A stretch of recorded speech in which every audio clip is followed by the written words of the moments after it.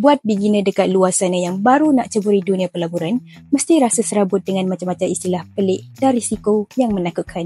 Tapi, jangan risau, bukan semua pelaburan tu scary pun. Untuk anda yang baru nak mula, ada 3 jenis pelaburan yang dianggap antara paling selamat dan stabil. Walaupun bukan janji untung besar dalam masa yang singkat, tapi sangat sesuai untuk bina asas kewangan yang kukuh. Pertama, unit trust. Unit trust ni ibarat pelaburan gotong royong. Duit kita akan dikumpulkan dengan pelabur lain dan semua tu akan diuruskan oleh pengurus dana profesional. Nanti, duit tu akan dilaburkan ke dalam pelbagai portfolio seperti saham, bond dan pasaran wang. Jadi, kita tak perlu pening kepala nak pantau market hari-hari. Modal permulaan pun sangat rendah. Serendah RM100 je dah boleh mula. Kelebihan utama unit trust adalah diversifikasi automatik. Maksudnya, duit kita tak diletakkan dalam satu tempat je. Jadi, kalau satu sektor jatuh, masih ada sektor lain yang boleh bantu seimbangkan. Selain tu, ada banyak dana patuh syariah sesuai untuk Muslim yang nak pelaburan bebas riba. Contohnya, dana yang perform baik dalam 10 tahun termasuk Kenanga Syariah Growth Fund sebanyak pulangan 9.43% dan Eastspring Investment Dana Al-Hiam sebanyak 8.92%.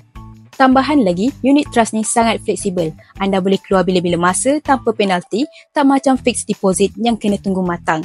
Tapi, kalau nak hasil yang baik, minimum 5 tahun baru nampak stabil. Dan ingat, walaupun rendah risiko, unit trust tetap tak jamin keuntungan. Jas pengurusan pun ada dalam 1.5% setahun dan jas jualan sekitar 5 hingga 6%. Kedua, dana bond. Bond ni pula konsep dia lebih senang. Kita pinjamkan duit kita kepada kerajaan, syarikat atau majlis perbandaran. Dalam masa tertentu, mereka akan bayar balik duit tu berserta faedah tetap yang dipanggil kadar kupon. Bond antara pelaburan paling stabil sebab kita tahu berapa kita akan dapat dan bila kita akan dapat balik duit tu.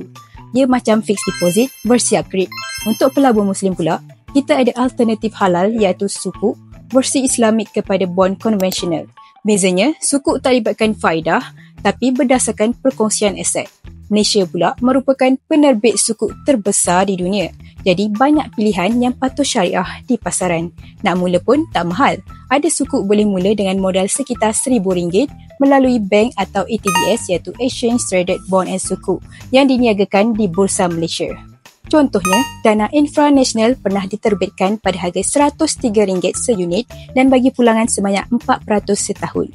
Bestnya ETBS ni, kita boleh jual beli semacam saham tapi risikonya lebih terkawal. Cuma perlu ambil kira faktor kecairan sebab tak seramai orang beli macam saham biasa. Kalau anda nak ada pendapatan pasif secara berkala, saham dividen adalah pilihan yang terbaik. Saham dividen ni ialah saham syarikat yang secara konsisten beri dividen tunai kepada pelabur. Biasanya dari syarikat yang stabil dan dah lama dalam pasaran seperti bank, telco dan syarikat utility.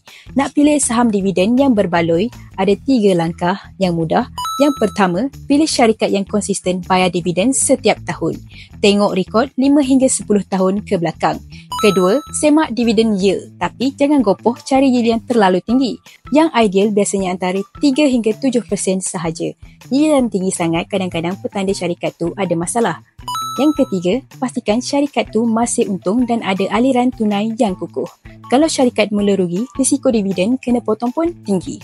Selain tu, saham ni pun boleh dibeli melalui akaun CDS dan platform broker berlesen di Bursa Malaysia. Yang bestnya, selain dapat dividen, nilai saham juga boleh naik. Jadi, pelaburan jangka panjang dalam saham dividen ni bukan saja selamat, tapi boleh bantu gandakan kekayaan bila dilakukan secara konsisten. Tak kisahlah sama ada anda pilih unit trust, dana bond atau saham dividen. Yang penting, mulakan dari sekarang. Tak perlu tunggu kaya baru nak melabur. Mulakan dengan apa yang ada dan tambah ilmu sikit-sikit. Pelaburan ni bukan untuk jadi kaya esok, tapi untuk pastikan anda tak susah 10 tahun dari sekarang. Good luck and happy investing.